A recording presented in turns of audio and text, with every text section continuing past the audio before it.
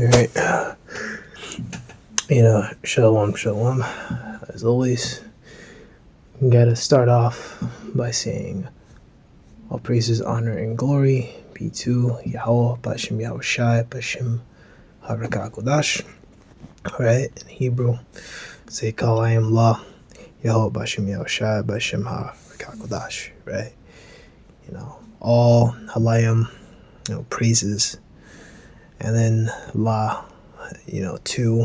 And you have Yahweh, name of the Father, Heavenly Father, Bashem, in the name, Yahushai, first Spirit, first begotten, and the Messiah, Yahushai, and Bashem again, you have Rakakodash, God means Spirit, Kodash meaning holy, not Kadash, Kodash.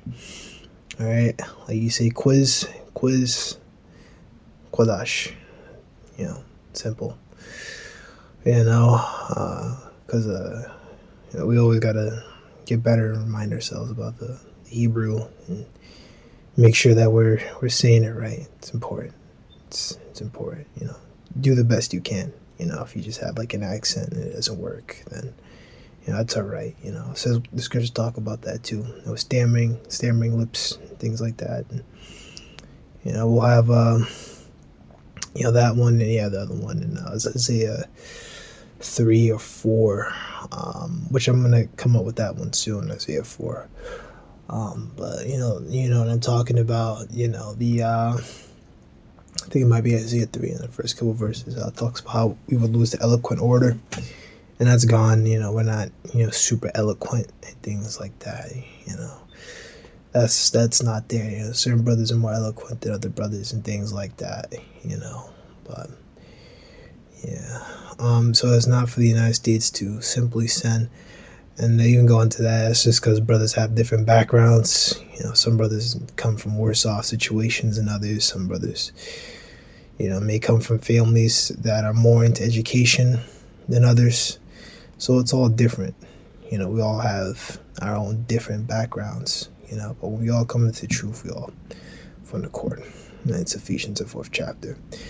So it's not enough for the United States to simply send cash and weapons to Israel so that it could wage war on Gaza. Former Israeli Prime Minister Naftali Bennett believes the U.S. also has the responsibility to wage war on Iran in order to impose regime change on behalf of Israel, and these Israelis are always talking about Nazis and Holocaust and all that stuff, which we know the Holocaust didn't happen, but it should have.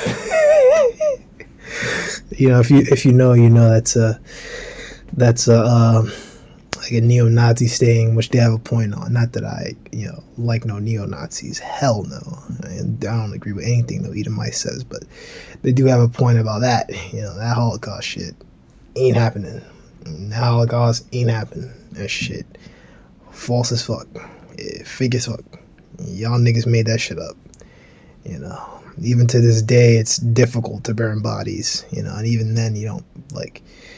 It's actually took modern technology for you to burn bones and stuff like that. They didn't have tech like that to burn, no human bones and remains, 6 million human bones with a fucking, like a fucking campfire, a big ass campfire, basically, just like a fucking pit essentially, and crematoriums and whatever they had. It wasn't the technology they had, nowadays, The dead that were there were people that died of natural causes because they were fucking sick, and they had fucking ticks and all kinds of nasty shit and those things. So that's why you had those gas chambers. It was a fucking, with a Zyklon B or whatever. It was like for ticks and like stuff like that. There's a whole other thing. You gotta go into it. Go read it for yourself, and they'll tell you. There's a documentary about it. Maybe like a GMS Bookworm or something. I can't remember where I found it. So I had an op-ed, which is like an opinion piece he wrote for the Wall Street Journal, right? So this is going to be super fucking biased.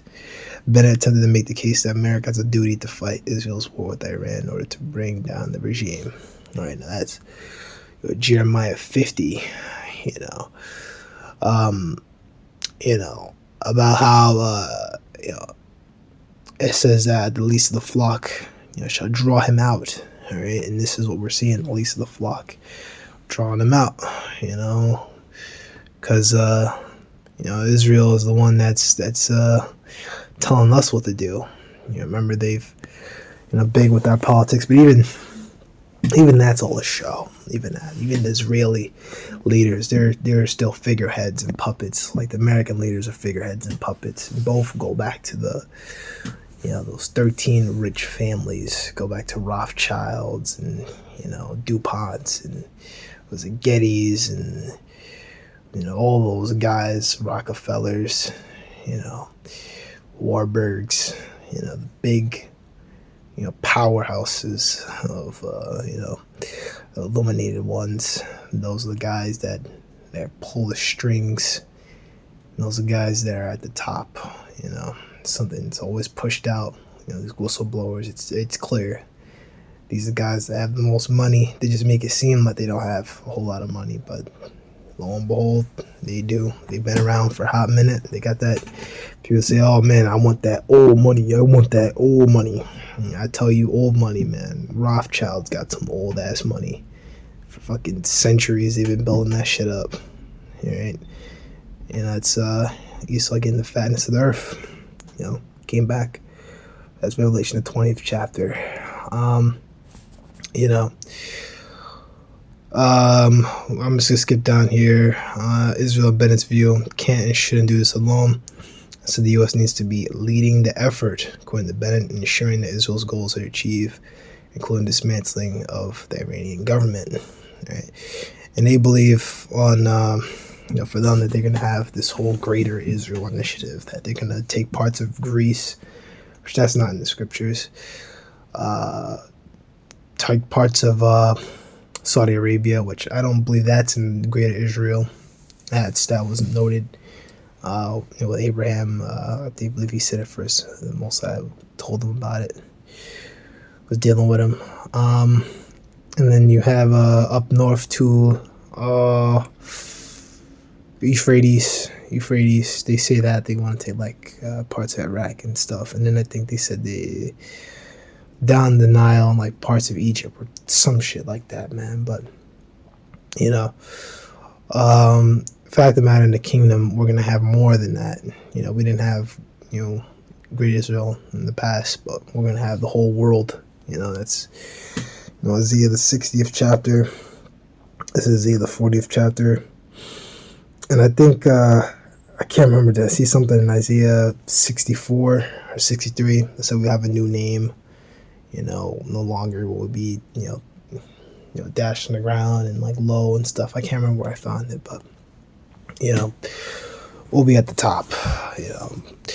And then they get to cut these guys. You have Isaiah the 2nd chapter. They're the true people, and there will be no war. But there they are calling for fucking war. So scripture said that the Lord will help us, but I don't see that. I don't see the Lord helping them. Yeah. So this is Isaiah 42 and 12.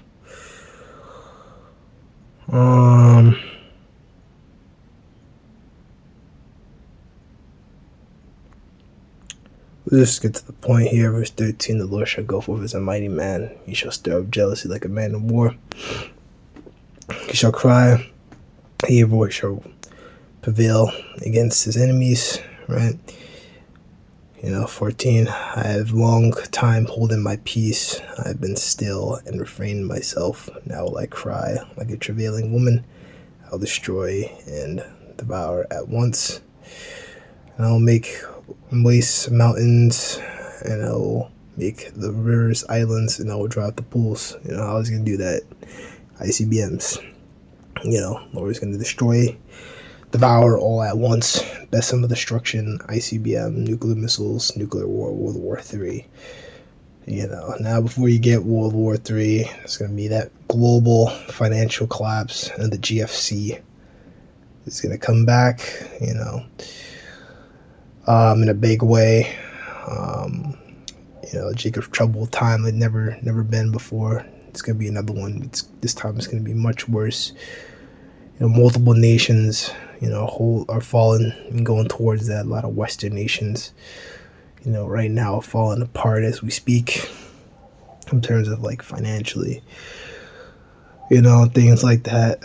Things are going on in the Middle East daily, these attacks, these different shipping containers and different shipping companies in the Red Sea. They have to change their routes, and that's rising the prices. BRICS members. I don't know if there's even more members now, or if this was just a finalization of the members that were joining up before. But I remember hearing brothers talk about that. More BRICS members and stuff like that. So global ties, are changing, and the world is changing as we speak. And meanwhile, people are woefully ignorant. Yeah, so this doesn't require a full-scale world war, just as demise the Soviet Union didn't result from total war. Really, the Soviet Union, they just went underground, and to be honest, Putin's still around, so, he still survived. But if you want to say Soviet Union, in terms of, like, communism and whatever, like, that's done away with. Like, yeah. Now they have, like, basically a democracy, sort of, but I think the terms are a little bit longer, and the guys can just come back, like, 3 times or something. Like, Putin's been, like, president for 20 fucking years or some shit, so chances are when the nuclear missiles come down, Putin's still going to be a leader. He brought Russia back from the, from the collapsing days, to the fall and whatever.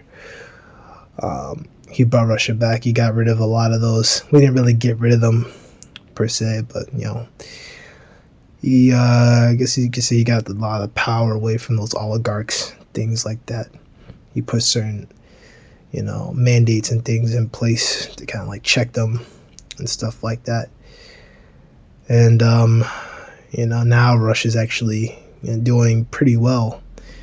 A lot of the major cities are actually doing quite well. The minor cities are doing quite well. And, Russian businesses and, stuff like that is growing, And, soon it's probably going to be more economically feasible. Guys are going to start wanting to do business with Russia. I wouldn't be surprised if that happens, or if more of Americans actually start wanting to go over to Russia and start wanting to live over there, take their stuff and go over there instead. Wouldn't be surprised, but you don't know what can happen.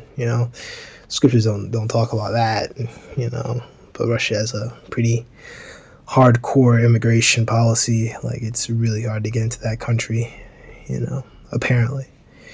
And Bennett says the U.S. must do what Israel is demanding by setting a clear goal of bringing down Iran's evil regime no matter what.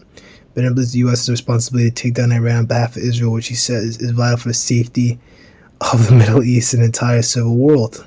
Right? So this is scriptures right here speaking right before your eyes. It's important thing to remember that Israel has said this kind of thing before. Back in 2002, Benjamin Netanyahu lied to America about the need to invade Iraq and then leave U.S. troops on their own without sending a single Israeli troop into Saddam Hussein's regime dealt with the battle. If I'm correct, Iran actually joined in, so Iran's full of shit, big time full of shit, And then a lot of these other, global South nations, these other nations that are like tied in with Russia, even though Russia's in the global South, but you know what I mean. These nations are like Eastern, not really allied with the West. A lot of you are full of shit, man. Turkey, well, Turkey's technically on the West, with the West, but Turkey's full of it too. They do deals with, Israel all the time and getting Azerbaijani oil to Israel, and then, of course, Russia has a long history of, good dealings with Israel and things like that. Israel also previously convinced the U.S. to assassinate Iranian General Qasem Soleimani by supplying intelligence to his officials that paint Soleimani as an immediate threat. Just like with the Iraq debacle, Israel then proceeded to fail in backing up the effort, right? Which honestly, they probably didn't even need to kill them. They just strengthened the resolve of those troops, and the wars will never end because you kill the big leaders and you just strengthen it all up. Special relationship with Israel is a completely one-sided endeavor that's isolating us from the entire world, writes Chris Manahan for Information Liberation. Right now, Revelation 16 tells us that the 10 horns shall heat the whore and shall burn her with fire. And this is something that I've been talking about for months, man. I said the U.S. is, because I made that realization like a couple months ago. I guess it was always in my mind, but now I'm kind of finding the words, and like now we see the details. Now I'm like, you know what, America, that's how it's going to happen. America's just going to become more and more and more diplomatically isolated. Even with this whole thing with the Houthis, I mean, they just got a bunch of random kind of like, I don't want to say mid-level, not even mid-level, kind of like low-level nations, aren't really popping. They got them together. So it's like, everyone just pull out and said, I don't want to do this bullshit. You know what I mean? But remember what started this bullshit. 9/11, and that brought out the forever, eternal war on terror. We got to get this guy. Oh, no, now we got to get this guy. And it's, oh, no. And it just has the United States running around the Middle East just looking for enemies. It's fucking retarded, and it's fucking dumb, and this is just the state of this world. It says in Isaiah 19 that I'll set over them a cruel leader, cruel Pharaoh. That's our president. Cruel.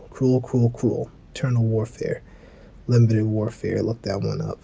That's pretty much it. And the one you were edified, the one you got something out of this video, I'm gonna cut it off. Shalom.